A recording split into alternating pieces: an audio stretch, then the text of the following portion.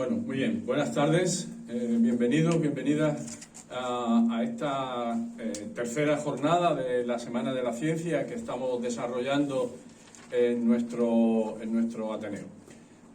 Como saben, la primera de las conferencias fue la conferencia de apertura impartida por don Serafín Pazo. Ayer le tocó a los jóvenes hacer una mesa de debate que creo que fue muy interesante, en donde pues tuvimos la posibilidad de reflexionar sobre esa tercera vía que es la unión de las ciencias y de las humanidades. Y hoy estamos ya en la tercera y última de las mesas. El lema de esta mesa es la ciencia y el progreso, la contaminación ambiental y el cambio climático. Están coordinadas por Antonio Ares, nuestro secretario general, y por José María Esteban, nuestro vicepresidente primero. Y yo quiero agradecer tanto a Irene Ares como a Laura del Río, pues el que hayan venido esta tarde aquí a compartirles con nosotros y el esfuerzo que siempre supone pues encararse a un público y hacer una presentación. Así que muchas gracias en mi nombre y en nombre de la Junta Directiva de este Ateneo.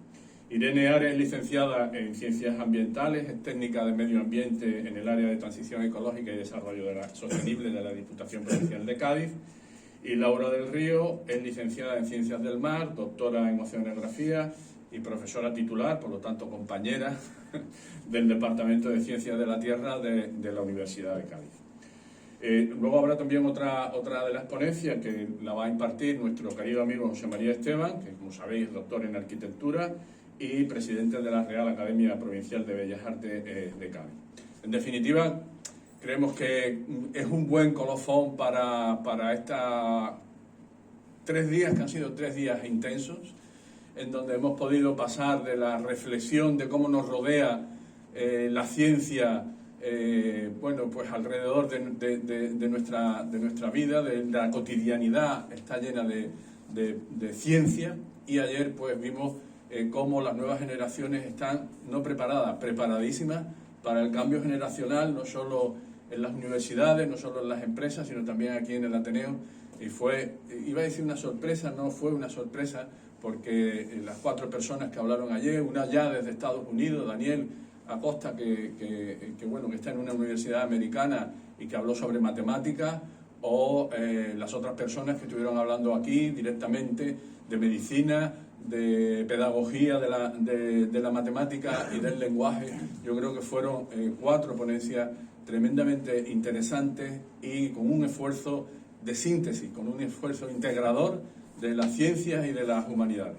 Hoy, por lo tanto, nos toca cerrar este ciclo, creo que de la mejor manera posible, pero me gustaría hacer también otra reflexión. Me gustaría que no quedara el ciclo en un cerramos y punto, sino que creo que deberíamos de dejar la puerta abierta a este encuentro con la ciencia y con las humanidades y seguir trabajando para que en futuras ediciones pues vaya creciendo el tema. He de decirles que el eco ha sido importante, que antes de entrar miraba por el móvil y ya teníamos de las conferencias de ayer pues más de 500 visitas en cada una de ellas, lo que quiere decir que estamos teniendo el impacto mediático que creemos debemos de tener y que queremos también tener. Así que yo me callo y le doy la palabra primero a los 2 coordinadores y ya para que luego suban tanto Laura como Irene. Sí, muchas gracias.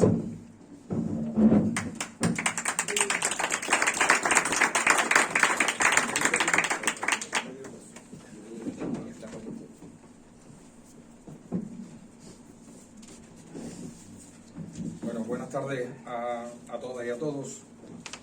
Antes que nada, agradecer, como no podía ser de otra manera, a Serafín Pazo la brillante iniciativa que ha tenido de organizar una Semana de la Ciencia. O sea, en nuestro Ateneo es la primera vez que se organiza una Semana de la Ciencia y, como bien ha dicho nuestro presidente, con una brillantez envidiable, ¿no? La Semana de la Ciencia y de la Tecnología es un evento que se viene celebrando desde el año 1986, propuesto por organismos internacionales, por gobiernos y por la comunidad científica. Los objetivos que se plantean la Semana de la Ciencia es un poco acercar el conocimiento científico y tecnológico a la ciudadanía, ¿no? Contribuir al proceso de alfabetización científico a las personas y lograr una mayor comprensión de que la ciencia, como bien decía el otro día Serafín, la ciencia nos acompaña desde que nos levantamos hasta que nos acostamos, ¿no? Él en su brillante exposición nos hablaba de un desayuno, y en el desayuno ya aparecían determinados tipos de elementos que estaban relacionados directamente con la ciencia y con la tecnología. El pasado mes de abril, el Colegio de Médicos organizó una charla y tuvo la suerte de poder contar con María Neira. María Neira ha sido, junto con Fernando Simón, me parece que han sido los dos referentes televisivos durante la pandemia, ¿no? Ella es médica, es española, es asturiana y es la directora de la Organización Mundial de la Salud en el tema de medio ambiente y en el tema de salud pública. Su referencia, pues lógicamente todos la hemos visto. En la conferencia esta que dio en el Colegio de Médicos, habló del manifiesto que la propia Organización Mundial de la Salud ha hecho para la recuperación saludable, sostenible y verde del planeta, ¿no? Y hablaba de cuáles eran los elementos fundamentales del peligro que supone para la Tierra y para el hombre fundamentalmente, cosas que están ocurriendo y que por mucho que hablemos de ellas no le ponemos remedio. Se habla de la concentración de la población, el abandono del campo y la concentración en las ciudades, de la deforestación, de la pérdida de biodiversidad, de la situación del estrés ambiental al que nos vemos sometidos y que estamos sometiendo a lo que es el planeta, y pues se planteaba determinados tipos de soluciones que tienen que ser soluciones consensuadas y no que vale que se hagan por unos gobiernos y no se hagan por otros. O todos vamos a una o nos podemos encontrar que lo que hace uno lo deshace el siguiente, ¿no? Todos los días nos encontramos viendo los medios de comunicación, en televisión, en radio, donde aparecen noticias que tienen que ver con el medio ambiente. En estos días aparecían imágenes de que el Kilimanjaro ha perdido sus nieves perpetuas. El Mont Blanc está menguando porque lógicamente se están perdiendo las nieves. Los glaciares de determinadas zonas se están perdiendo. Hemos tenido el verano más cálido de Europa en los últimos 50 años. La sequía que nos amenaza, que ya nos amenaza, que es que está aquí ya, es la más grande que hemos tenido, la primavera más seca y el verano más seco en los últimos 20 años. Yo creo que el tema fundamental está relacionado con la labor que ha hecho el hombre en sentido totalmente negativo con respecto al tema de la Tierra, ¿no? El modelo del cambio energético en el que estamos metidos, pues nos dicen que hay que eliminar combustibles fósiles y resulta de que el precio de la luz se dispara de una manera desorbitada. Entonces estamos en una situación en la que no sabemos a qué atenernos. Para aclararnos dudas y exponernos cuáles son las consecuencias a corto plazo, pues tenemos aquí a dos personas, a Irene Ares, que lo del apellido no es pura coincidencia, es que es mi hija, y tenemos a Laura del Río, que es profesora, como bien ha dicho, de la Universidad de Cádiz, y a José María Esteban. Cada uno va a hablar de sus temas. El primero, Irene, nos hablará de los grandes retos globales del siglo XXI desde el punto de vista de medio ambiente y de contaminación. Laura del Río nos hablará del cambio climático, de los efectos en la costa. La provincia de Cádiz probablemente sea de la zona de mayor riesgo en caso de que el nivel del mar suba. La provincia de Cádiz y la ciudad de Cádiz me parece que podía no desaparecer, pero sí quedaría el Pilulí, la Torre Tavira y 4 cositas alrededor, ¿no? Y por último, José María Esteban, vicepresidente de este Ateneo y recientemente nombrado presidente de la Academia de Bellas Artes de Cádiz, pues nos hablará del cambio climático, de la arquitectura y de lo que es el patrimonio. Es una especie de batiburrillo, pero que no es un batiburrillo, que yo creo que todo está tan interconectado y tan transversal que hace que o hacemos algo por el tema del medio ambiente o ni nosotros, ni lo que hemos construido, ni nuestras generaciones venideras podrán disfrutar de lo que tenemos. Así que muchas gracias, le doy la palabra a Irene Ares. Venga, Irene.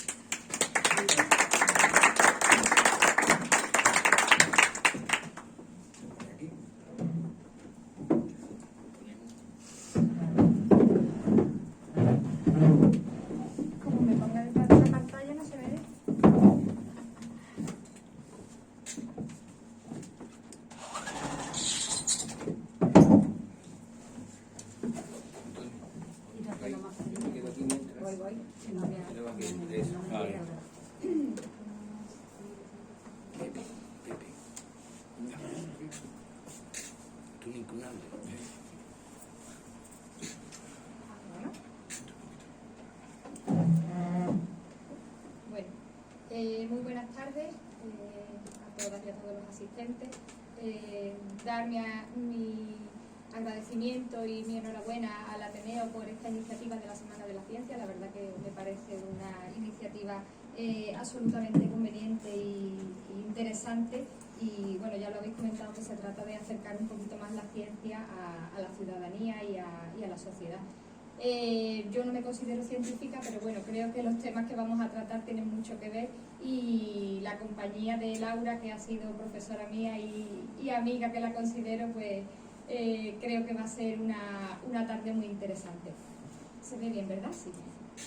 Bueno, yo he titulado la ponencia de hoy en base al título del debate, ¿no? Ciencia, conciencia, contaminación ambiental y cambio climático. Pues he querido llamarle los grandes retos globales del siglo XXI. ¿Por qué retos globales en lugar de retos ambientales? Porque verdaderamente los temas que has mencionado, papá, que casi me pisa la ponencia entera, pues son todos vinculados con los recursos naturales, pero que creo que se ha puesto ya más que de sobra de manifiesto que tienen una estrecha relación con el ser humano.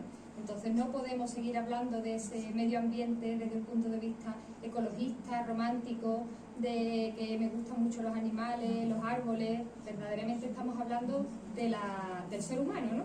Por lo tanto, considero que son más retos globales que ambientales, porque afectan a la sociedad, porque afectan a la salud humana, porque afectan a la economía y, por supuesto, porque afectan al planeta Tierra, ¿no? Si, por ejemplo, vamos a intentar a ver cómo va esto de la mezcla. Si echamos un vistazo a la página web de Naciones Unidas, por ejemplo, la noticia de portada de ayer era otra, ¿no? En este caso es de armas. Pero bajamos un poquito más y nos encontramos el panorama laboral después de la pandemia, combustibles fósiles.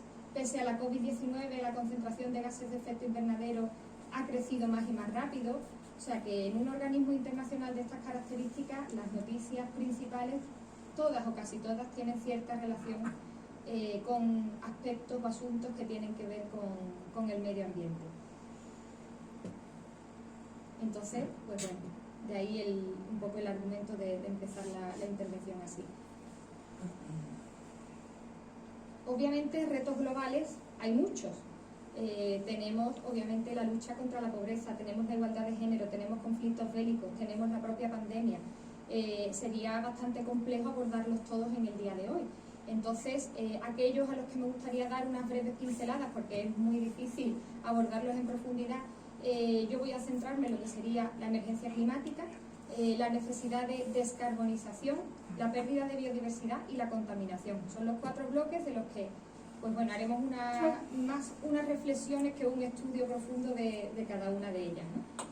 La emergencia climática, todos conocemos más que de sobra, porque antiguamente, el otro día comentaban que el IPCC, que es el panel intergubernamental de expertos sobre cambio climático, hace unos años era pues un grupo de científicos que se reunían de vez en cuando y que sacaban unos informes que poca gente se leía, ¿no? Ayer precisamente escuchaba en prensa que hoy en día los informes del IPCC ya son motivo de filtración, ya son objeto de filtración, ¿no? Porque todo el mundo está deseoso de saber cuándo va a salir el siguiente y qué datos o qué catástrofe nos va un poco a augurar para el futuro, ¿no?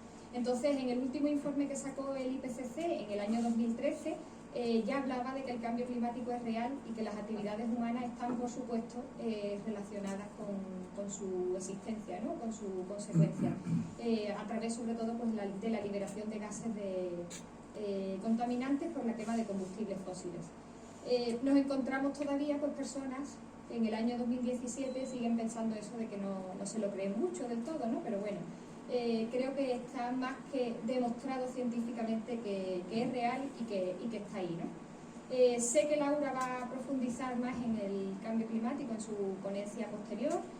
Lo único que quería era mostraros, sin necesidad de entrar en detalles de cifras, las gráficas que nos muestran las concentraciones de CO2. Por ejemplo, en este caso es en un observatorio Mauna Loa de Estados Unidos, y bueno, vemos, por ejemplo, en la gráfica esta de aquí, de la derecha, no sé si se ve el cursor, pero bueno, en esa de ahí, desde el año 1960 al año 2020, cómo han aumentado las concentraciones de gases de efecto invernadero. Y en esta de aquí sería desde el año 2016 al año 2022, ¿no? ¿Cuál sería ya también el escenario que se espera para el año que viene? La gráfica pues habla por sí sola, ¿no? Lo mismo ocurre, por ejemplo, en la estación de Izaña, que se encuentra aquí en Tenerife. Si os fijáis, la tendencia es prácticamente igual. Estamos hablando de geográficamente un punto completamente distinto, pero las cifras arrojan unas tendencias completamente similares, ¿no? Me gustaría enseñaros un vídeo, que no sé si lo habréis visto, que es sobre cómo ha cambiado la temperatura de la Tierra desde el año... vamos a ponerlo por aquí. Desde el año 1880 hasta el año prácticamente 2019. ¿Vale? A través de mediciones de las temperaturas globales de la Tierra, podemos ir viendo cómo el patrón de temperaturas media global va cambiando. Y obviamente hacia qué colores va tendiendo esa temperatura, ¿no? Como una imagen vale más que 1000 palabras, pues llegamos a 2019 con ese panorama, ¿vale? Pero aún así, si eso era 2019, pues todavía peor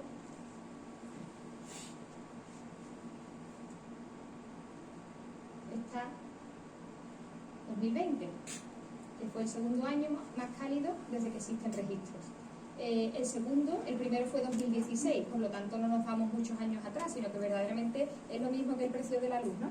Vamos batiendo récord día tras día. Bueno, pues con esto de las temperaturas medias vamos batiendo récord año tras año, ¿no? Vamos encontrando los de temperaturas más elevadas conforme van sucediéndose los años. ¿Qué implica todo esto? Pues, ¿o qué consecuencias tiene sobre el planeta? Desde incendios forestales, como los que se dieron en Grecia en el año 2007 o en Australia más recientemente. Tenemos la desecación de zonas húmedas o las sequías que también ha comentado mi padre, por ejemplo el mar de Alar, que se encuentra entre Uzbekistán, alrededor de Uzbekistán. Tenemos inundaciones como las que ocurrieron en Centro Europa este verano pasado. Estas son imágenes de Alemania. ¿Y todo ello qué conlleva? Pues conlleva que nos encontramos en el año 2019 con que hubo casi 25 millones de nuevos desplazados por desastres naturales. ¿Vale? Es una cifra que debemos plantearnos. ¿Desplazados internos a qué se refiere? Pues tenemos el claro ejemplo, que luego creo que José María lo va a comentar, del volcán de La Palma. Una serie de personas que han perdido absolutamente todo lo que tenían y que se han visto pues en la más absoluta necesidad de abandonarlo todo y de verse desplazados, ¿no? Y entonces los motivos que llevan a esos desplazamientos, si son 24,9 millones, aproximadamente 23,9 están relacionados directamente con el clima. Inundaciones, tormentas, huracanes, tifones, por aquí tenemos incendios forestales, sequías, corrimientos de tierra, temperaturas extremas y luego otros fenómenos geofísicos como serían los terremotos o las erupciones volcánicas. Entonces, claro, el concepto ya de cambio climático digamos que se queda como un poco corto, ¿no? De ahí el que haya colectivos ambientales y colectivos sociales que ya hayan reclamado la necesidad de referirse a él como emergencia climática. Están detrás WWF, SEO BirdLife, Ecologistas en Acción y bueno, otros muchos colectivos a nivel global que reclaman el hablar ya de emergencia climática. Aquí cerca, pues tanto el Parlamento Europeo como España, en nuestro caso, por ejemplo, la entidad a la que represento, que es la Diputación de Cádiz, ya hemos declarado la emergencia climática, lo que conlleva que adquirimos unos compromisos más firmes todavía, si cabe, de lucha contra este calentamiento global y contra todos sus efectos, ¿no? Y que tenemos la obligación y la responsabilidad de poner en marcha iniciativas que se encaminen hacia combatir esta tendencia, ¿no? ¿Cuál sería el segundo reto, vinculado por supuesto con el primero del que quería hoy hablar, o sería la descarbonización? ¿En qué consiste eso de la descarbonización? Pues es el proceso sencillo, entre comillas, de reducir las emisiones de carbono que hay ahora mismo en la atmósfera, ¿no? es conseguir una economía global de bajas emisiones. Es decir, el proceso de descarbonización está vinculado necesariamente con las economías. Es decir, seguir manteniendo un desarrollo económico. No me gusta hablar de crecimiento porque yo creo que el crecimiento infinito no existe y que es absurdo seguir hablando hasta dónde vamos a crecer, ¿no? Pues a la vista está de a dónde nos ha llevado el crecimiento. Entonces se trata de seguir desarrollándonos económicamente, pero de una manera mucho más justa con el planeta y a través de esa transición energética o transición ecológica de la que se habla tanto últimamente, ¿no? Aquí tenemos, por ejemplo, las concentraciones de dióxido de carbono desde el año 1750 al año 2000 en la gráfica de arriba, y vemos cómo el patrón de consumo de energías fósiles es prácticamente similar. Entonces, bueno, ante estas estadísticas o ante estas gráficas sería un poco de tonto pensar que no está relacionado ese consumo de combustibles fósiles con las concentraciones de gases de efecto invernadero, ¿no?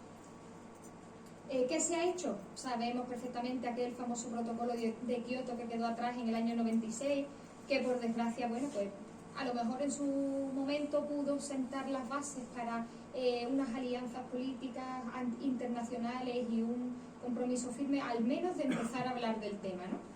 Después se sucedió, por ejemplo, el Acuerdo de París, en el que ya se habló de la necesidad absoluta de restringir la subida de la temperatura del planeta a 2 grados o incluso la esperanza de poder reducirlo a 1,5 grados, ¿no?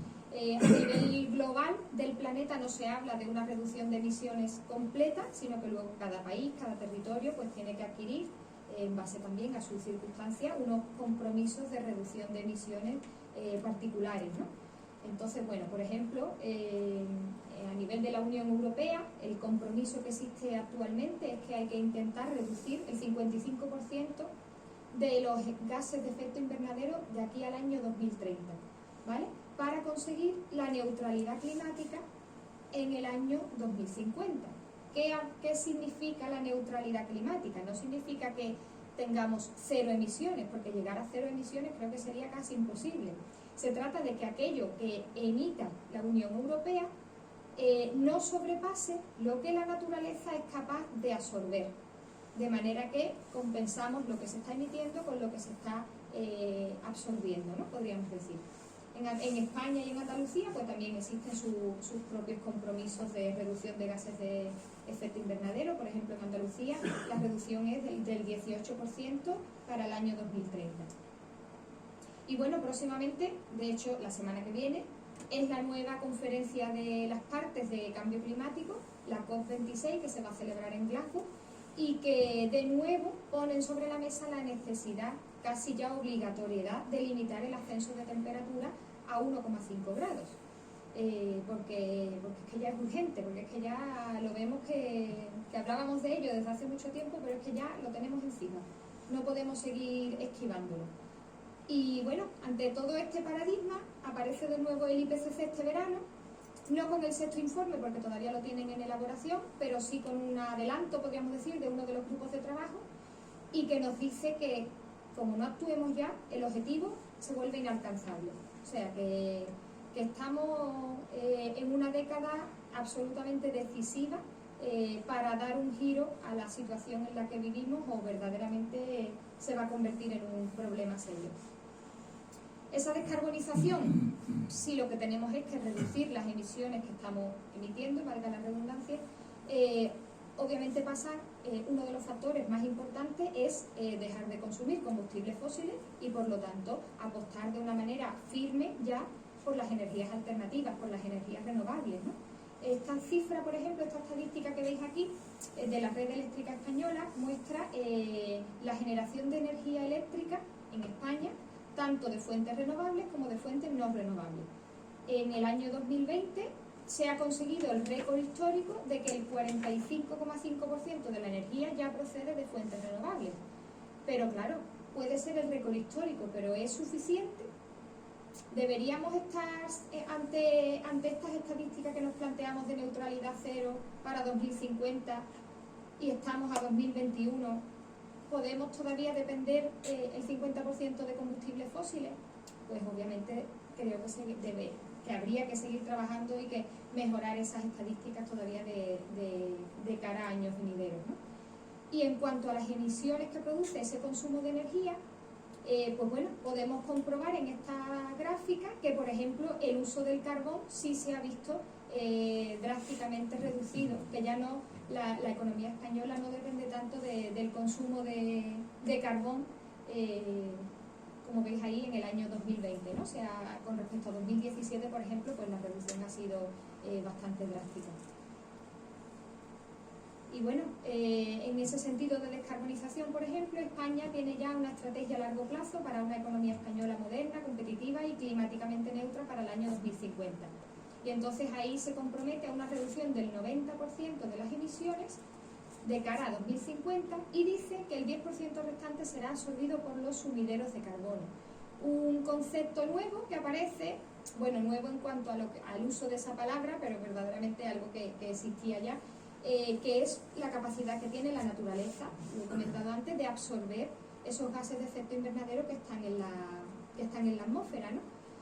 Y bueno, cuando hablamos de sumidero podemos pensar todos, por ejemplo, en un bosque bien desarrollado, de años de evolución, pero no podemos olvidarnos también de los océanos, porque los mares y océanos del planeta son unos auténticos sumideros de carbono y quizás los tenemos un poquito olvidados en el sentido de que no apreciamos el papel tan importante que juegan y que pueden jugar, ¿no? En el caso, por ejemplo, del mar Mediterráneo, esa imagen es una pradera de Posidonia oceanica, es una planta, no es un alga, y es endémica del mar Mediterráneo y juega un papel fundamental en la absorción de carbono o de CO2 en los océanos. Entonces, bueno, que pensemos en ese concepto de sumidero como una oportunidad también para reducir esos gases de efecto invernadero pues, prácticamente a un corto plazo, ¿no? Si verdaderamente se apuestan por políticas más verdes, ¿no?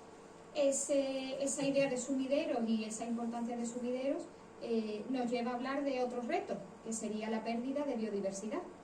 Alrededor de 1.600 millones de personas dependen actualmente de los bosques para su subsistencia y en cambio los bosques pues nos los estamos cargando, ¿no? Los bosques y cualquier otro tipo de ecosistema. Cuando hablamos de biodiversidad, ¿a qué nos estamos refiriendo? Bueno, pues la biodiversidad es, por ejemplo, diversidad genética. Si necesitamos o queremos que una población sea rica, necesitamos que sea diversa. Eso de que una misma familia se junte con los mismos y tengan hijos, esa descendencia irá cada vez siendo una descendencia más pobre y más débil, ¿no? La necesidad de las poblaciones, tanto animales como vegetales, es tener la oportunidad de mezclarse y de interactuar con poblaciones cercanas, pero claro, le estamos poniendo tantas trabas que lo que conseguimos es que las poblaciones cada vez estén más empobrecidas en cuanto a su genética, ¿no? La biodiversidad también son ecosistemas sanos, fuertes y capaces de prestarnos servicios. El concepto de servicios ecosistémicos es otro concepto del que se habla en los últimos años y que es muy importante. No veamos el medio ambiente como hablamos como un mero concepto romántico, sino que es que el medio ambiente y los ecosistemas nos prestan una serie de servicios. Servicios de abastecimiento, nos dan alimento, nos dan recursos, nos dan agua, servicios de regulación, nos protegen de inundaciones, depuran nuestras aguas residuales, absorben nuestros residuos y luego servicios culturales de disfrute, patrimonio, ciencia, tecnología.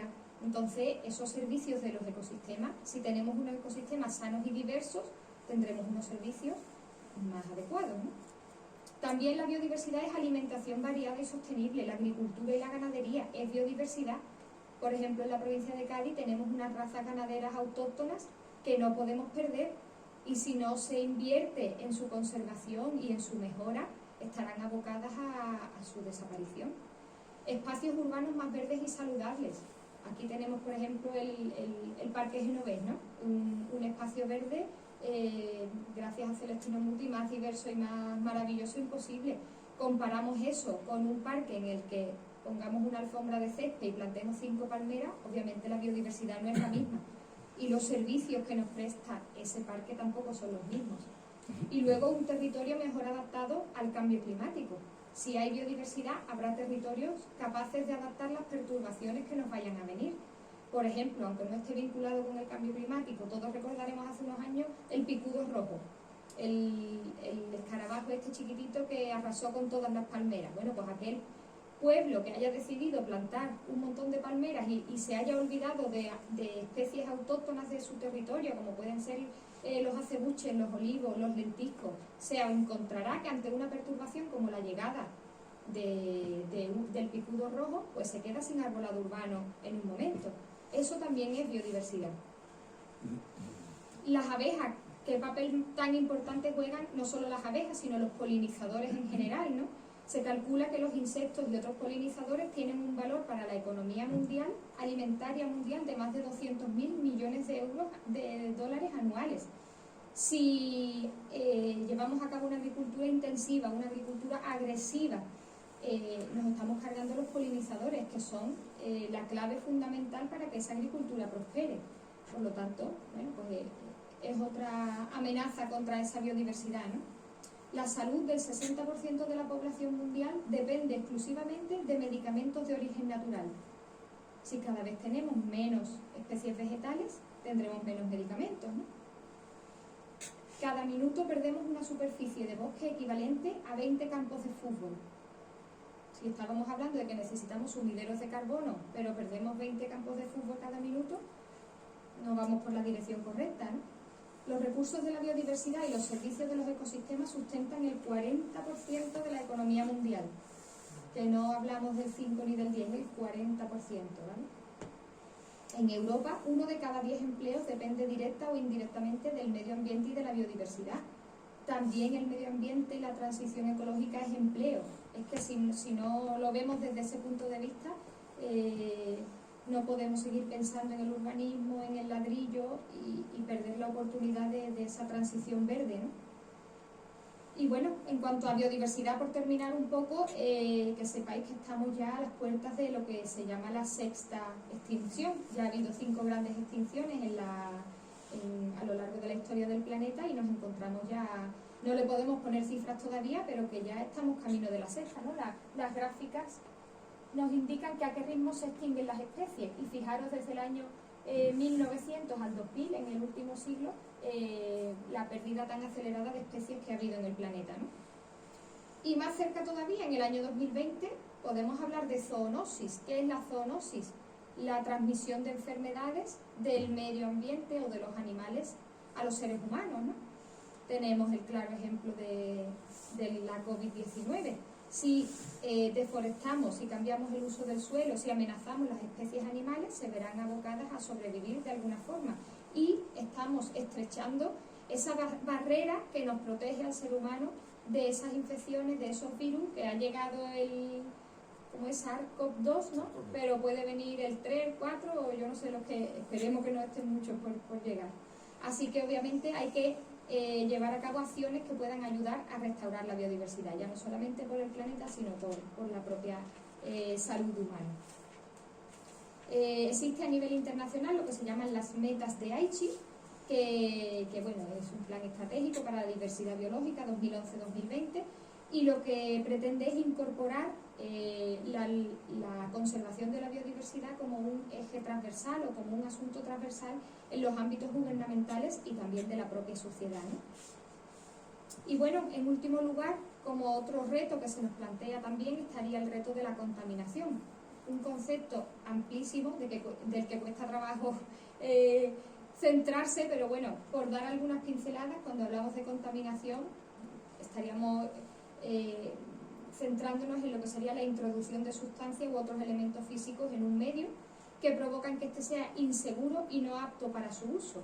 Si veis, no estoy hablando de contaminación del medio, estoy hablando de un medio que no hacemos apto para nuestro uso. O sea, de nuevo volvemos a hablar de sociedad, de humanidad, no hablamos de medio ambiente, ¿vale? Desde la contaminación atmosférica, que ya no solamente se da en las industrias, podría haber puesto una imagen de una fábrica emitiendo gases, pero es que la contaminación atmosférica la tenemos mucho más cercana, la tenemos en nuestras ciudades. Tenemos la contaminación del suelo, que está muy estrechamente vinculado con la contaminación del agua también. El suelo, en muchos sitios, y probablemente muchos lo recordaréis, las zonas, las afueras de las ciudades eran vertederos, han sido siempre, o incluso aquí en el Campo del Sur, las basuras las tirábamos directamente a donde están los bloques, ¿no? En ese caso sería una contaminación marina, litoral, pero en pueblos de interior o en ciudades de interior lo que se estaría contaminando es el suelo. Esa contaminación del suelo a través del lixiviado llega luego a las aguas, los ríos y los mares, ¿no? Entonces, pues, estaríamos también hablando de contaminación del agua.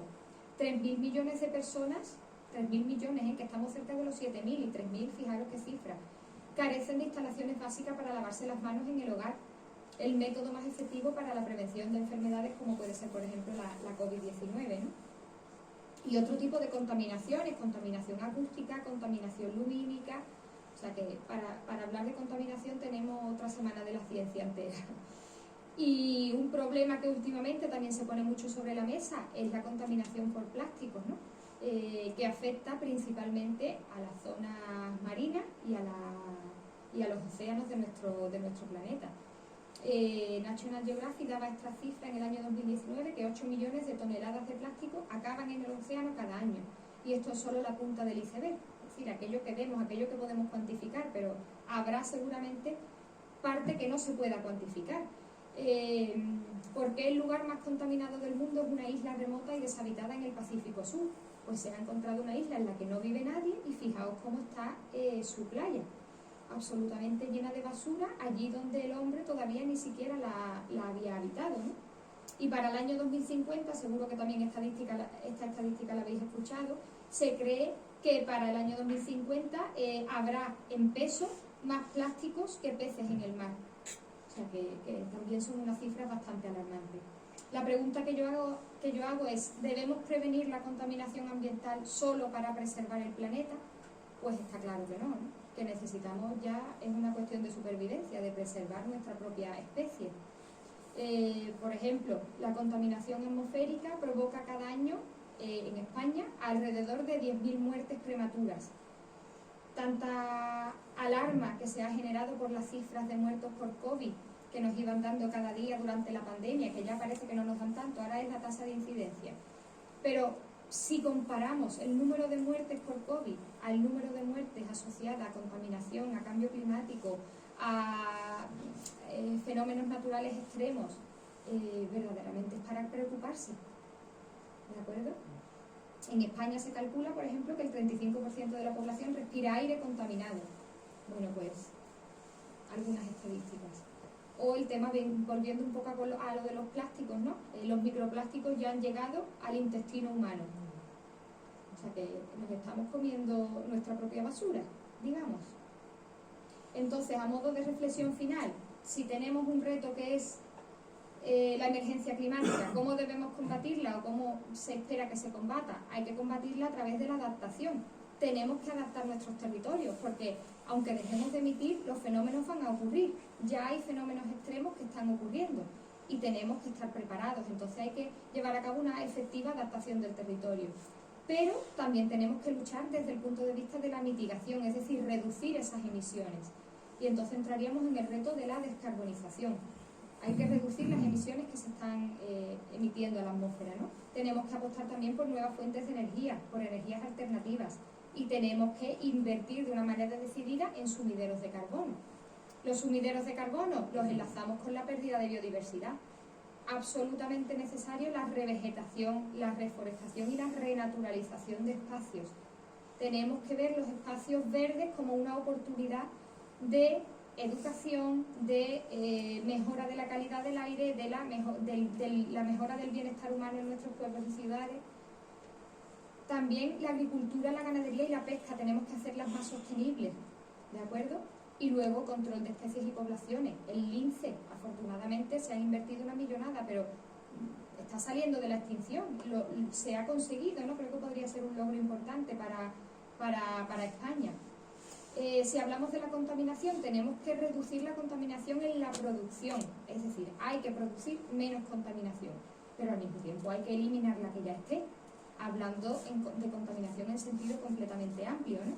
Y otro concepto que también se habla mucho últimamente, que es la economía circular. Debemos dejar de ver los residuos como residuos, sino hay que verlos como recursos. de cualquier residuo se puede generar algo y se puede aprovechar, de manera que serán mucho menores las cantidades de basura que terminen en el planeta. Todo esto está relacionado, por supuesto, mitigación con reducción de gases de efecto invernadero, adaptación con revegetación, podemos sacar todas las flechas que queráis, reducción de emisiones con economía circular, agricultura sostenible con control de especies y reducción de la contaminación, lo que queráis. Y a modo de resumen de todas estas, yo hablo, por ejemplo, de consumo responsable. Pienso que es necesario. Es verdad que los gobiernos tienen un papel muy importante, que el sector industrial tiene un papel muy importante, pero que si ya somos cerca de 7.000 millones de personas en el planeta, lo que nosotros consumamos y más aún lo que dejemos de consumir va a decir mucho y va a contribuir mucho a este cambio de tendencia, ¿no? ¿Cómo hacemos todo esto? ¿Cómo podríamos enfocarlo? Pues volviendo un poco al título del debate de hoy, a través de la ciencia, absolutamente necesaria. Lo que hemos conseguido, gracias a la COVID no, sino para combatirla, lo que se ha conseguido en año y medio, 2 años, que es sacar una vacuna que afortunadamente está consiguiendo que las muertes se hayan reducido muchísimo, ¿no? Y todo porque se ha remado en la misma dirección, porque se han puesto recursos encima de la mesa. La conciencia, obviamente lo que estamos haciendo hoy, difundir, transferir conocimiento a la ciudadanía, divulgar, concienciar. La acción, no podemos quedarnos de brazos cruzados. Y por supuesto las alianzas, lo que decías tú antes. No vale que un gobierno esté haciendo unas cosas y que el otro esté haciendo otras. Por ejemplo, Antonio Guterres, el secretario de la ONU, decía el otro día que en los países desarrollados tenemos ya una tasa del 80% de vacunación para la COVID-19, pero hay países africanos que tienen una tasa de vacunación de un 2%. En esos países, obviamente, la pandemia no está controlada. Allí puede haber mutaciones, allí pueden haber aparición de nuevas variantes y esas variantes pueden ser inmunes a las vacunas. Entonces, o se ve esto como una estrategia global y necesaria para todos, o los que estamos tranquilos en los países desarrollados vamos a ser igual de damnificados que los que estén en países en vías de desarrollo. Y bueno, 2 últimas, porque ya voy más que pasada de tiempo, 2 ideas que pongo sobre la mesa o 2 digamos, líneas de trabajo que me parecen fundamentales. La Agenda 2030 con los 17 Objetivos de Desarrollo Sostenible me parece un marco absolutamente obligatorio para llevar a cabo desde cualquier gobierno y a cualquier escala. Por ejemplo, desde la escala local donde yo trabajo, lo tengo como mesa de, como diríamos, libro de mesa de noche, ¿no? De mesita de noche para cada vez que voy a trabajar en cualquier cosa. Y las ciudades, por ejemplo, ciudades y comunidades sostenibles, que luego José María va a hablar de ello, me parece que juegan un papel fundamental en todos estos objetivos. ¿Por qué? Porque consumen el 78% de la energía, porque de ellas deriva el más del 60% de las emisiones y porque solamente ocupan el 2% de la superficie de la Tierra. O sea que, para que veáis el alcance y el poder que tenemos de, cambiando las ciudades, invertir esta tendencia, ¿no? Y dentro de ese concepto de ciudades y comunidades sostenibles, pues aparece también la agenda urbana, que está enfocada en ese objetivo de desarrollo sostenible número 11. Y aquí en España, pues por ejemplo, se han desarrollado estas 5 líneas de acción hacia las que se va a trabajar en ámbitos urbanos. Y nada, yo con esto termino. 2 frases simplemente. Somos la primera generación que puede eliminar el hambre y la pobreza, pero también la que puede destruir irremediablemente nuestro planeta. Y nos encontramos en el momento más peligroso ante el desafío más importante que vive la humanidad desde la Segunda Guerra Mundial. Dicho por Antonio Guterres hace aproximadamente una semana. Así que nada, que yo lo dejo aquí. Muchas gracias y buenas tardes.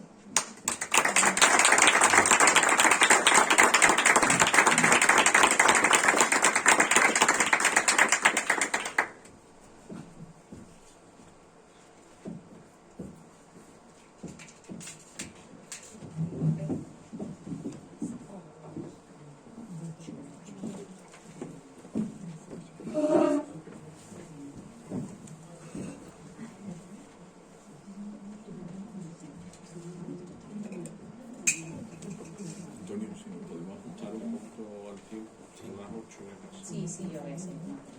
Yo me he pasado, perdón.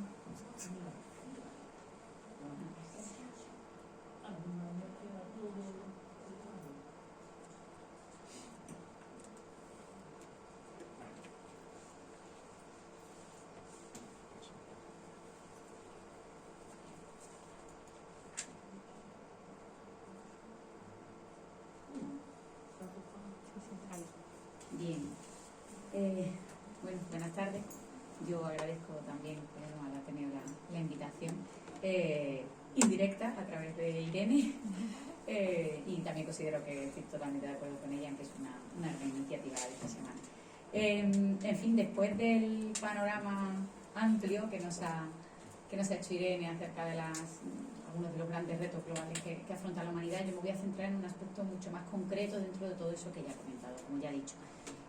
Yo voy a hablar brevemente de cambio climático general, pero sobre todo enfocado a sus impactos, sus efectos sobre la costa, teniendo en cuenta que estamos en una ciudad costera y, como también se apuntaba anteriormente, es un motivo que es un tema que debería preocuparnos y deberíamos tener en cuenta desde distintos puntos de vista. Bien, entonces, como digo, vamos a hablar de 3 puntos fundamentales. Ya digo que seré breve. Vamos a hablar primero muy por encima de qué es el cambio climático, ya lo he definido en parte Irene. Vamos a hablar de cómo afecta el cambio climático a las zonas costeras, qué efectos tiene, qué impactos tiene, y luego vamos a hablar de qué podemos hacer o qué se hace, qué se está haciendo para intentar reducir o contrarrestar estos efectos, ¿no? Entonces, ya comentaba Irene que existen muchas maneras de definir el cambio climático. Básicamente, un cambio climático es una variación del clima de la Tierra que afecta a todo el planeta, por eso decimos que es un fenómeno global que afecta a toda la Tierra. Cambios climáticos, todos sabemos que ha habido muchos a lo largo de la historia de la humanidad, se han producido a diferentes escalas, la historia del planeta, se han producido a diferentes escalas, por diferentes causas, tanto naturales como antropogénicas, y básicamente es un cambio que afecta a las diferentes variables que determinan el clima, es decir, la temperatura, la precipitación, la nubosidad, etc. Ahora bien, cuando hablamos del cambio climático global, hoy en día, ¿de qué hablamos? Pues hablamos, como ya decía Irene, de un cambio, una variación en el clima global de la Tierra que está atribuida de manera clarísima a la actividad humana, ¿de acuerdo? Entonces, como ya comentaba también Irene, digo por repasar un poco el tema, la principal causa, la causa del cambio climático global que afecta en la actualidad a todo el planeta es el aumento en la emisión de los gases de efecto invernadero, el aumento de la concentración de gases de efecto invernadero, ese dióxido de carbono, ese metano, ese óxido nitroso, esos gases que de manera natural se producen en la Tierra y se llevan produciendo muchísimo tiempo y son de hecho los que permiten que la vida en la Tierra sea posible, hacen nuestro planeta habitable porque permiten que tenga una temperatura agradable para vivir en él. Pero el problema está en que desde el comienzo de la era industrial, los últimos 150 años, el uso de los combustibles fósiles ha hecho que la concentración de estos gases de efecto invernadero en la atmósfera se haya incrementado de manera exponencial, ¿no? Como también comentaba Irene, ¿no? Que ha dicho no solamente el CO2, sino también otros gases, ¿no? Hay una relación muy clara, es evidente, también eso como ha comentado Irene, estudios científicos desde hace muchísimo tiempo, relación clarísima entre el aumento de la concentración de gases de efecto invernadero en la atmósfera y el aumento de las temperaturas globales, tanto en la atmósfera como en los océanos. Y esos cambios no han tenido precedentes en los periodos anteriores que ha vivido la humanidad. Entonces, dentro de las evidencias de las consecuencias de ese efecto invernadero, tenemos tanto el calentamiento de la atmósfera como el calentamiento de los océanos. Eso ha llevado a impactos como la reducción en el volumen de los hielos, como estaba comentándose anteriormente, reducción en el volumen de los hielos, fundamentalmente los hielos continentales, es decir, los glaciares, y la subida del nivel del mar, una subida global del nivel del mar. Como quiero ser breve, no voy a extenderme en el tema de las evidencias, vamos a hablar más de los impactos en la costa, pero como digo, de todo esto hay una evidencia científica abrumadora y es algo que, como también decía Irene, salvo ciertos personajes, es algo que hoy en día nadie sensato hoy en día con esta relación. ¿Qué se prevé para el futuro? Pues que la situación, como ya se ha comentado, vaya a peor.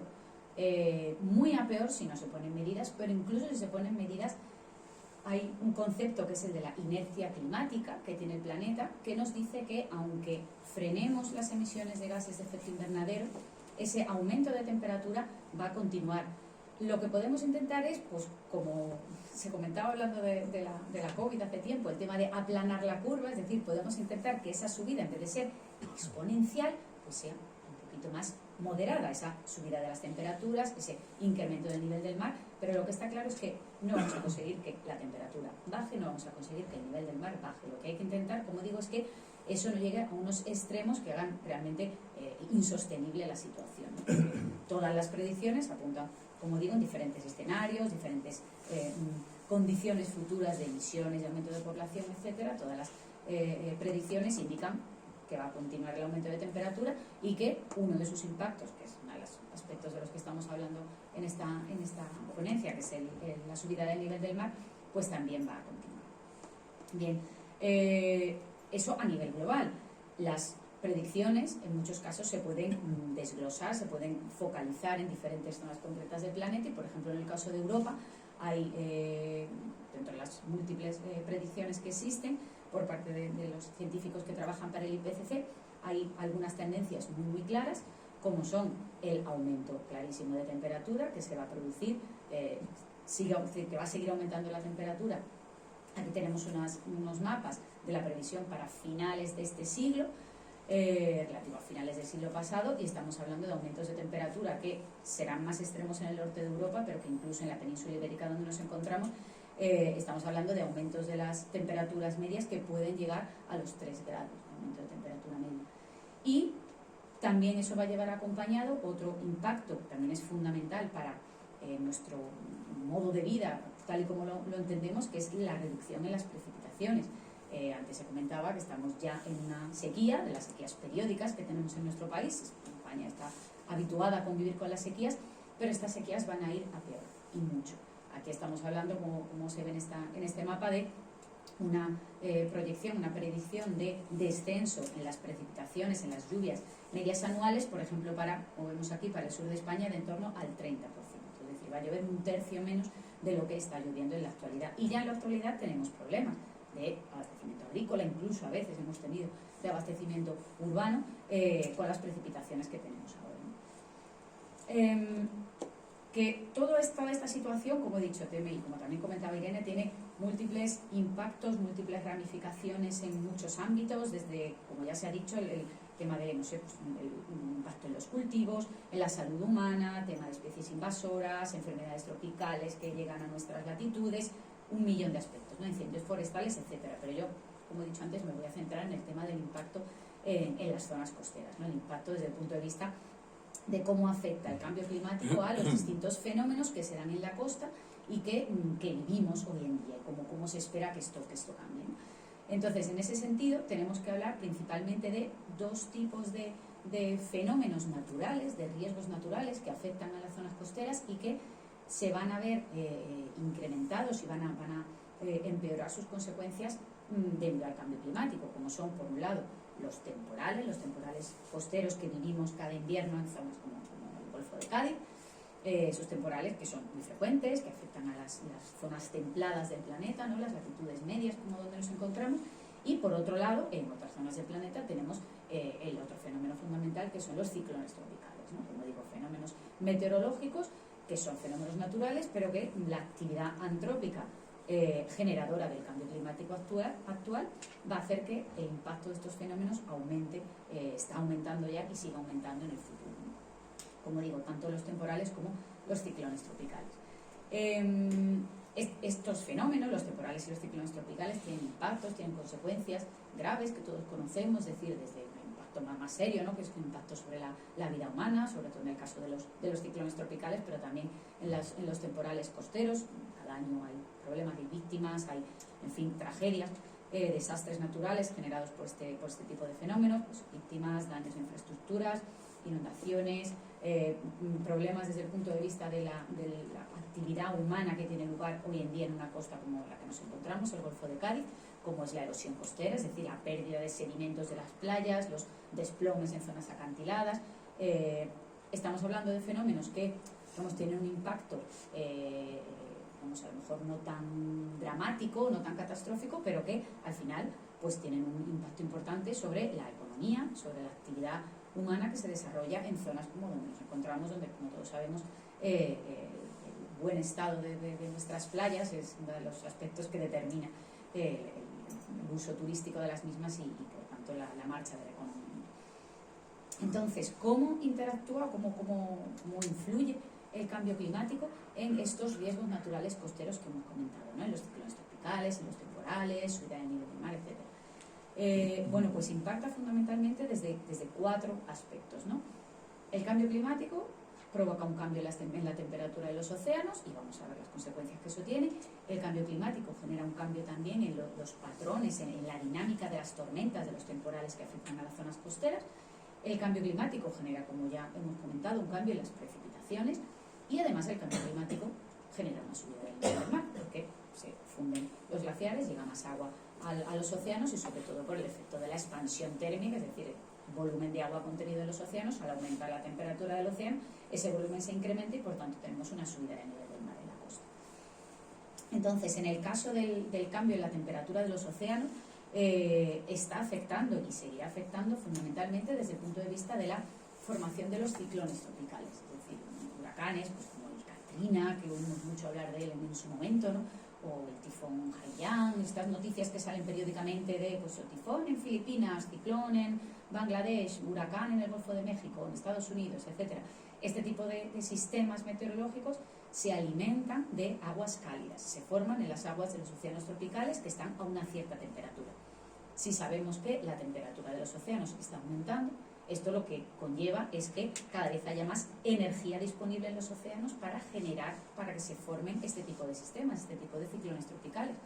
Entonces, vamos a tener que, debido al cambio climático, los ciclones tropicales que se generen en el futuro, que se generen en las próximas décadas, serán cada vez más potentes, cada vez más intensos, es decir, con más lluvias asociadas, con mayores velocidades del viento, generando por tanto mayores número de víctimas, mayores impactos en la costa, etcétera, por ese aumento en la temperatura del océano. En lo que respecta, por tanto, mayor riesgo, ¿no? En lo que respecta al cambio de los patrones de las tormentas que afectan a las zonas templadas donde nos encontramos, no son las flechas negras que aparecen en ese mapa del mundo, son las zonas donde nos encontramos, que se ven afectadas por estas tormentas, estos temporales de latitudes medias, ¿no?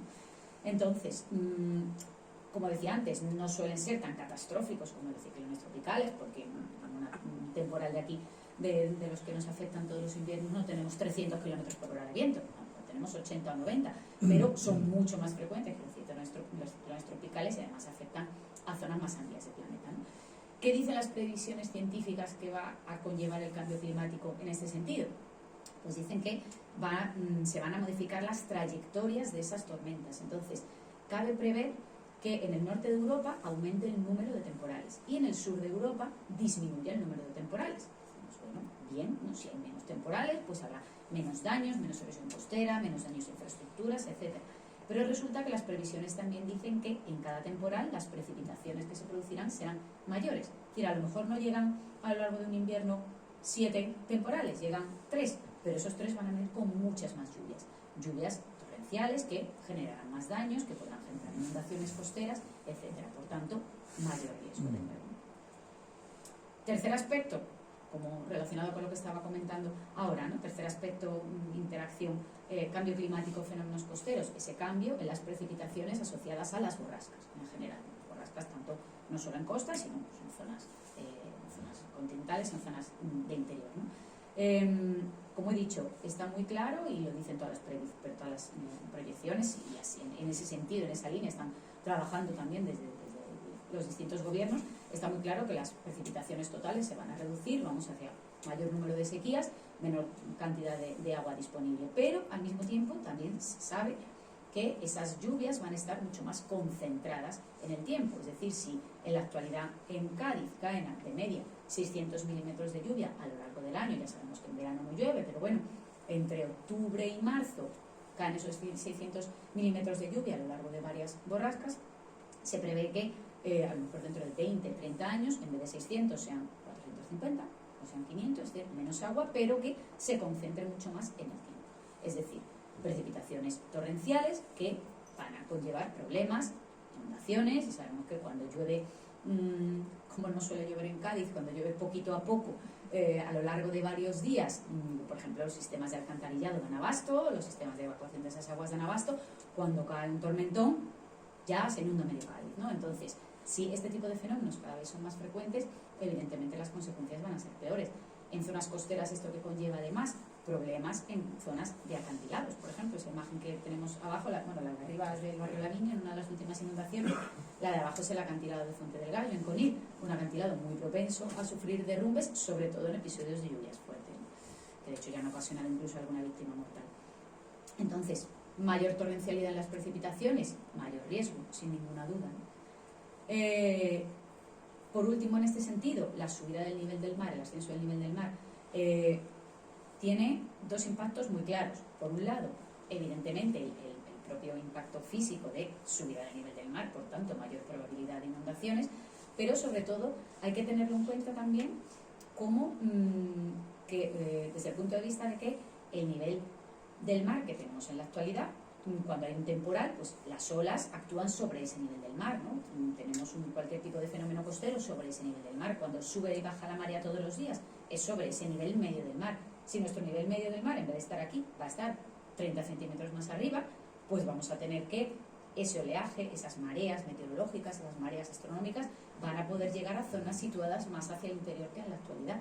Con lo cual, los daños a infraestructuras, la erosión costera, los problemáticas como la del Chiringuito del Potito hace unos años que todo vimos, ¿no? Como la tormenta Emma, van a dejar de ser anecdóticas y va a ser algo que va a suceder cada vez con más frecuencia, ¿no? Porque la subida del nivel del mar favorece la erosión costera y las inundaciones costeras. Es decir, como digo, pues, esa es una imagen de la izquierda, es una imagen del Potito, la del centro es un temporal cualquiera en la playa de la Victoria, y estoy yo de escala, y la de la derecha es la playa de Camposoto en San Fernando, también después de un temporal de uno de los últimos años, ¿no?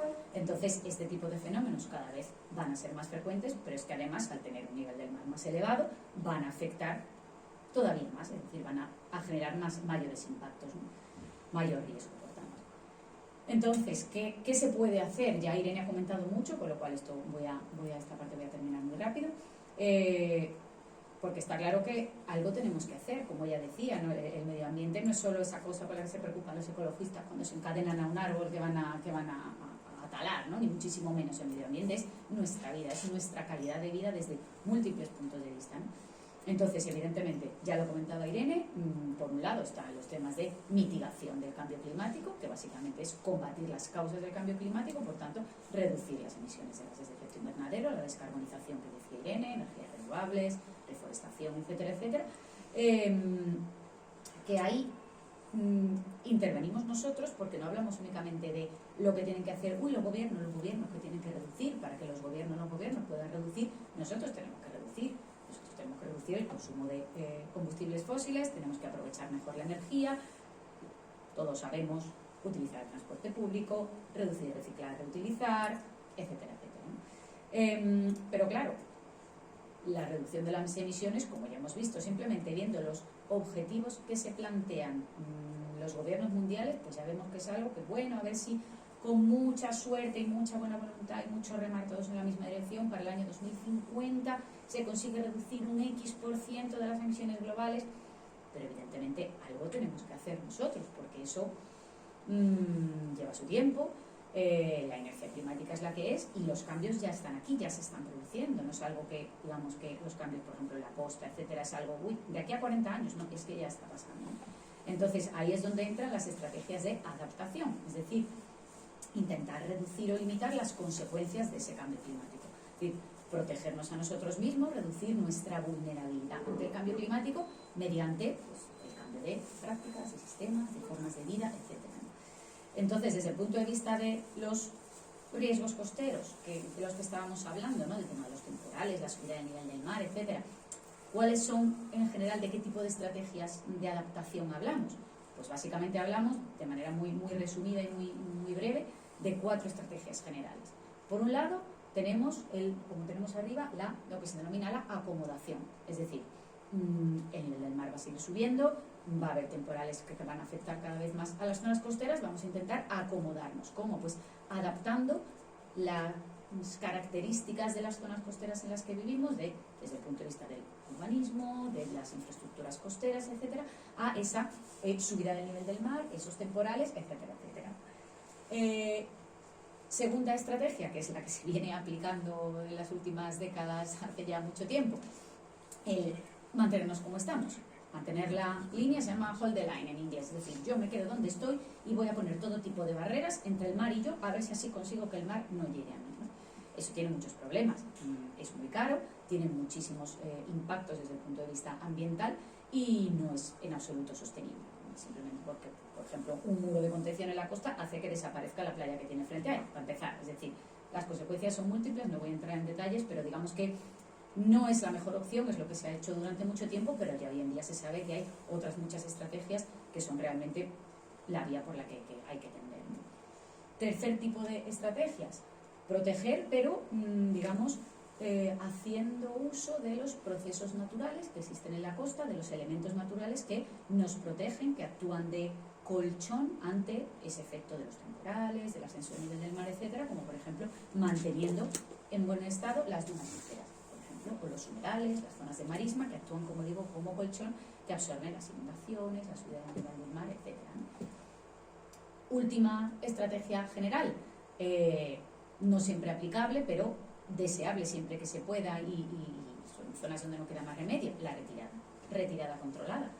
Nos retiramos de la primera línea de costa para que no nos afecten ese tipo de fenómenos. Evidentemente no nos vamos a llevar la ciudad de Cádiz a Jerez de la Frontera, está claro, pero habrá zonas. De hecho, hay muchos lugares de la costa, por ejemplo, el Reino Unido, donde se está aplicando.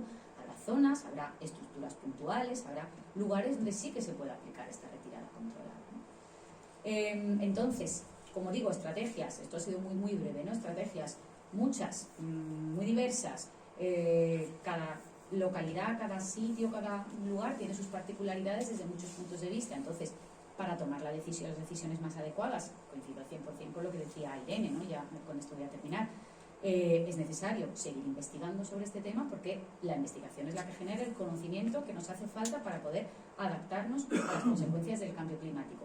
Pero además hay que seguir investigando y esas investigaciones, y lo digo yo como investigadora, o sea, me hablo a mí misma, no se pueden quedar en un cajón.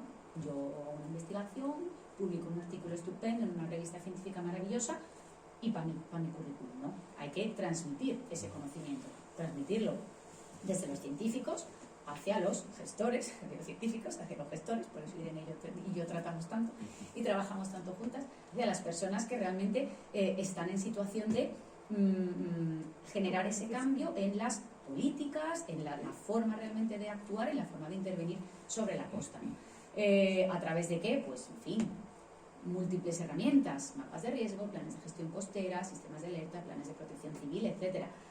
He puesto ahí a modo de detalle un mapita que hicimos hace mucho tiempo en el grupo de investigación al que pertenezco, en el cual, pues allá por el año 2016, 2015 o así, pues ya decíamos que el Chiringuito Potito se iba a inundar en cuanto llegara una marea viva un poquito elevada con un temporal, y estaba clarísimo que se iba a inundar. Y en 2018 llegó la tormenta Emma con una marea viva y se inundó. Es decir, el conocimiento estaba, pero no se había aplicado, no había tenido ningún tipo de consecuencia práctica, y eso es lo que no puede ser. En fin, termino ya. Muchas gracias de nuevo por la invitación y bueno, pues, cualquier pregunta que pueda haber después, yo estaré encantada.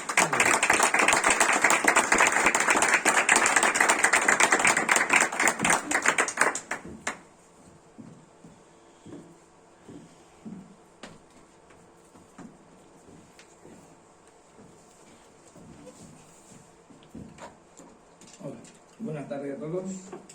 Me toca a mí terminar después de lo que hemos escuchado, pues lo mismo que puedo decir.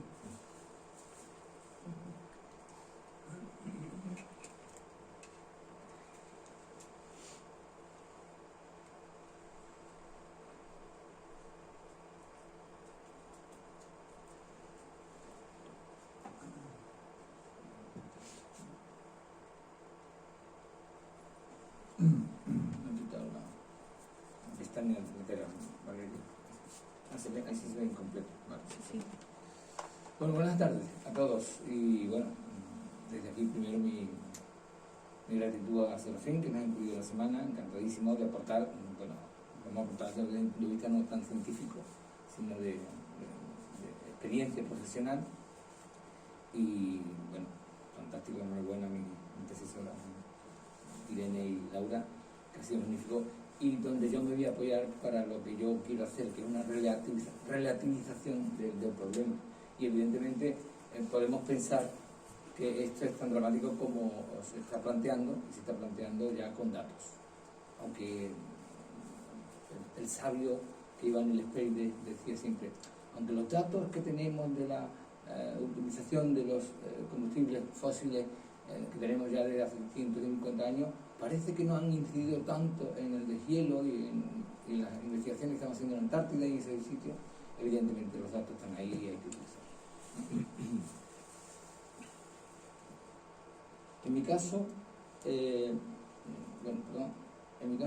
yo iba a hablar de cambio climático, arquitectura y patrimonio, muy rápidamente, porque es verdad que vamos mal de tiempo. Yo voy a intentar ceñirme esos 10 minutos. Aunque sabéis, me conocéis, que soy muy difuso y puedo irme por las ramas, voy a intentar ceñirme a las diapositivas, son 14 minutos. Yo no te dejaré. Bueno, hay una cosa que es clara y evidente, que los tiempos geológicos son lentos, pausados y potentes. Se dan, y se dan con pausas de tiempo muy tranquilos, muy lentos, porque lo sabemos, a lo largo del tiempo ha sucedido. Y fijaros que el último periodo de glaciación terminó hace 12.000 años. Bueno, estamos hablando de que hemos encontrado huellas.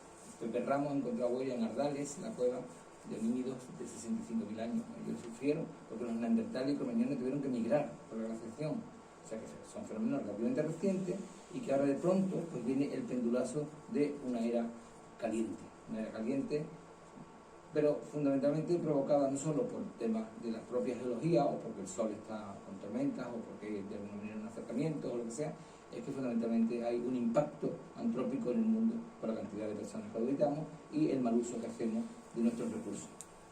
Fundamentalmente, bueno, simplemente vemos como las rías que se han hecho a través de los glaciares, lo que ha estado por allí, pues lógicamente han cambiado mucho esos aspectos costeros, como bien Laura nos ha hablado. Me alegro que se haya hablado aquí del efecto invernadero, porque se había olvidado el efecto invernadero y habíamos hablado de cambio climático y no habíamos hablado ni siquiera de la lluvia ácida, a la que me referiré posteriormente con el tema del patrimonio. Pero es verdad que las emisiones siguen siendo muy potentes. Y al final termino con el dramático tema del volcán. No os quiero decir la cantidad de miles de toneladas de CO2 que está emitiendo en un volcán, comparable a lo mejor a la generación en un año de cualquier gran fábrica poderosa en humos y en torres. Y son fenómenos geológicos. Nos encontramos un cambio climático que las consecuencias podemos achacar acciones antrópicas, pero fundamentalmente son acciones que la misma formación del planeta en un sistema solar que tenemos, en nuestro sistema, tiene su interacción y va funcionando. Pero es indudable, como han demostrado Irene y Laura, que la mano del hombre interviene en estas causas potentísimamente. En mi caso, yo he visitado las dos primeras que veis arriba, tanto Angkor como Fatehpur Sikri en India, no he visto Chachán, pero evidentemente esas ciudades han sufrido cambios climáticos, diríamos, en aquella época, han sufrido distorsiones de sus climas que han hecho que abandonaran la ciudad, o distorsiones. Fatehpur Sikri es una ciudad preciosa que hace Shah Jahan Akbar, que es el abuelo, el abuelo de Akbar, que es el del Taj Mahal.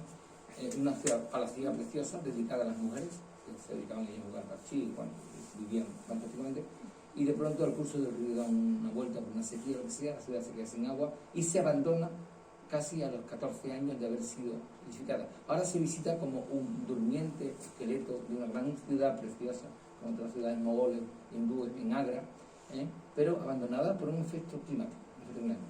Por supuesto, Angkor era una civilización Gemer, la blanca, no la roja, y una civilización fantástica hecha también que tuvo que abandonarse por la pérdida de la necesidad del agua, que es el elemento básico para la situación de la ciudad. La de Bajo Chechán no la conozco, pero es una ciudad seguramente hecha de adobe en su día y que ahora se está debilitando por la lluvia ácida y por el barrido sobre el adobe. Por lo tanto, son ciudades que aparecen y desaparecen. Ha sido una norma histórica que las ciudades aparezcan y desaparezcan. ¿Por qué? Pues lo iremos viendo. Estos cambios inexorables obligaron a reubicarnos. Siempre nos han obligado a reubicarnos. Y nos seguirán obligando a reubicarnos. Más rápida o más lentamente, al final, la naturaleza nos va echando de los sitios. Por supuesto, más aguzadamente, en cuanto que metemos más leña al fuego, con el tema de los carbonos clorados y la emisión de CO2, pero también fundamentalmente porque el mar coge su sitio, la atmósfera coge su sitio y el calor coge su sitio. El urbanismo de las ciudades necesariamente va a cambiar muy profundamente. No me voy a extender porque estas imágenes ya han aparecido. Y eso está obligando a lo que hablaba Irene, a esas emigraciones de gente que tiene que dejar Bangladesh, que hay grandes inundaciones en el delta, y de un momento dado hay que buscar otro sitio, aparte de la guerra y aparte de otros fenómenos también del hombre, que son antrópicos. Debemos prepararnos para grandes cambios en el rediseño de la ciudad y su arquitectura, porque aunque la arquitectura es deudora del proceso capitalista o económico, de la industrialización, y por lo tanto la arquitectura por sí misma no va a cambiar el clima del planeta, pero sí tiene que adaptarse. ¿Cómo? Pues fabricando artefactos, que es lo que hacemos nosotros, naturales o antinaturales, adecuándonos a los tiempos. Se están haciendo ciudades jardines, ya en su día Howard lo hizo en Inglaterra, y mucha gente donde vamos adaptándonos a unas situaciones de espacios habitables que consumen su propia energía y que no necesitan más recursos que los que pueden consumir. Esa energía alternativa es hay edificios que se llaman inteligentes o autoabastecibles y cuyos utilización de las aguas grises, que se llaman, son las de lavado y esa historia, se reutilizan para otros usos, o podemos tener incluso dentro de poco nuestras propias depuradoras en las casas que harán que no gastemos agua. Por supuesto, las placas solares